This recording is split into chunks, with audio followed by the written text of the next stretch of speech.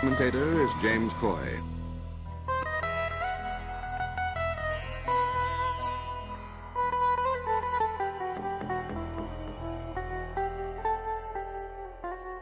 Fierce fighting in Egypt.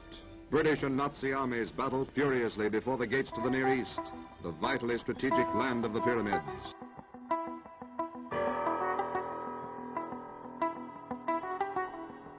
Three times Nazi Field Marshal Rommel smashes eastward toward Suez, his artillery blasting the desert.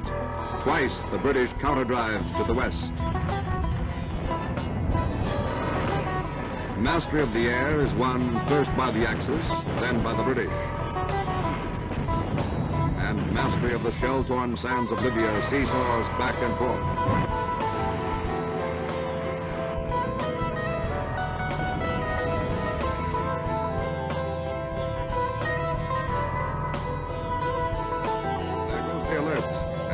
Desert fighters come from dugouts on the double to man the anti-aircraft batteries.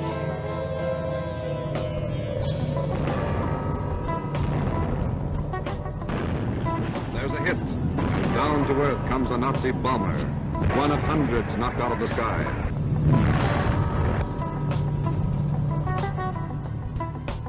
Cautiously, a soldier looks for signs of life, but there are no survivors. The defenders of Libya and Egypt reach their critical front when Rommel's columns clash with the British in the desert wilderness between Bir Hakeim and the coast. Here, American General Grant tanks get their baptism of fire. On the burning desert, first the tanks advance, then a smoke screen shields the advancing troops.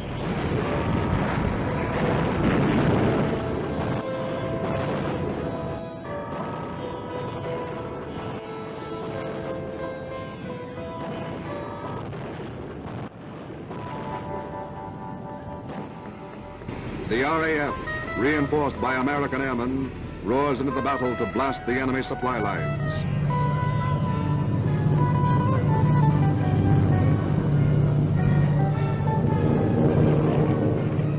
Now they're over the target.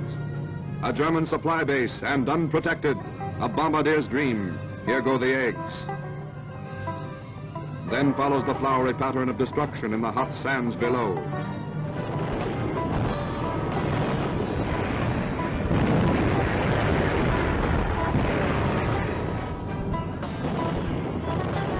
The drama of battle nears a climax, but not a decision. Out of action, this German tank stopped the shells. Rommel's battered forces are halted and pushed back. His air power is reduced. Field artillery pieces are battered, some beyond repair. The medical corps is constantly on the alert to administer to those who can be attended on the field. The more seriously injured are moved slowly to the rear in lumbering ambulances. And here is something of the fortunes of war. The best of fighting men sometimes are forced to surrender. Rommel's second in command, the Nazi General Ludwig Gruvel, salutes his captor. The war is over for these men who would like to be going back to Rome and Berlin, but they're on their way to internment. A British prison camp is at the end of the rainbow for them.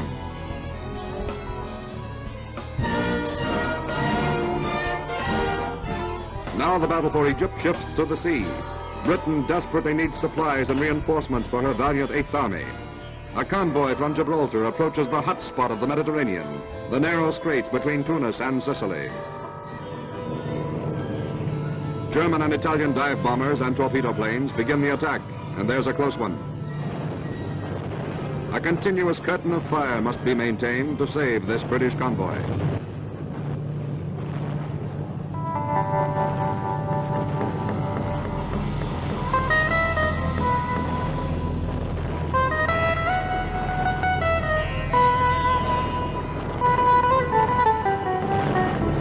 But the enemy is under the sea, too. Listening devices detect the sound of submarines close by. Destroyers answer with depth bombs.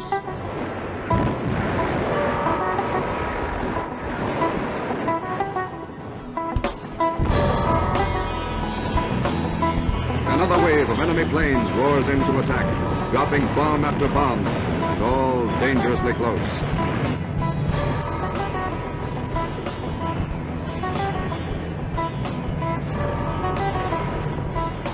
A gun crew makes a direct hit. It's one of El Duce's war eagles whose wings are clipped forever.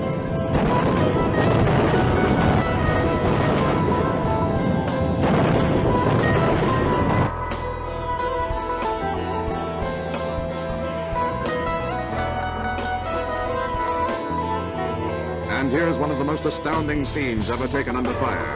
A huge enemy bomber staggers down to flaming destruction.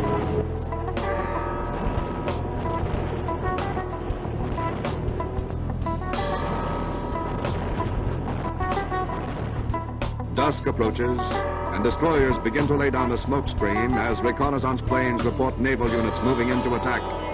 The coming of night only brings on more intense action.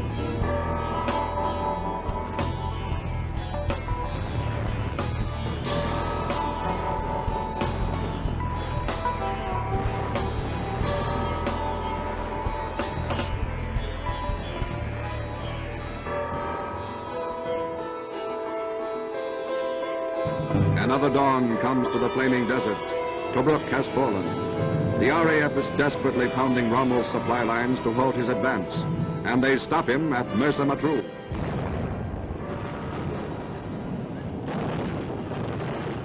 Mastery of the air still belongs to Egypt's defenders, but neither side has mastery over the blinding, choking sandstorms that torture men and machines alike. Now, the enemy's lengthening communication lines must be bombed. More American planes join the RAF.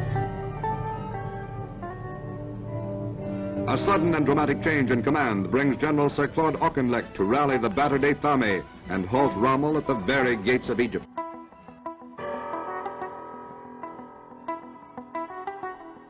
Supply lines for Auchinleck's men are short, and reinforcements pour in from Cairo and Alexandria.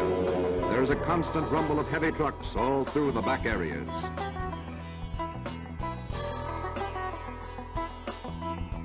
Just as naval forces mine the seas, desert fighters mine the sands, burying tank traps loaded with TNT to stop the next assault of the Nazi armored divisions.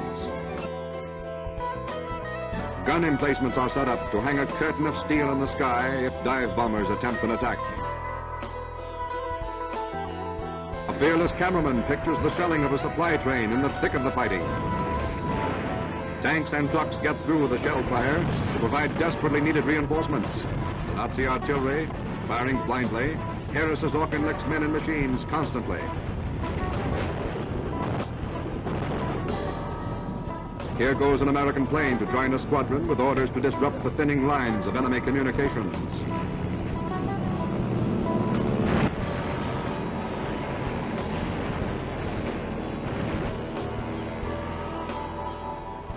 The defenders are forced to salvage disabled tanks, even under fire.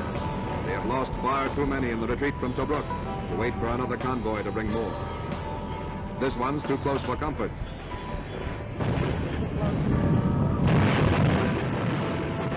And so, the fight for Egypt goes on. In the air, in the desert, and at sea. It's a desperate battle, a battle in which strategy and leadership are vital to victory.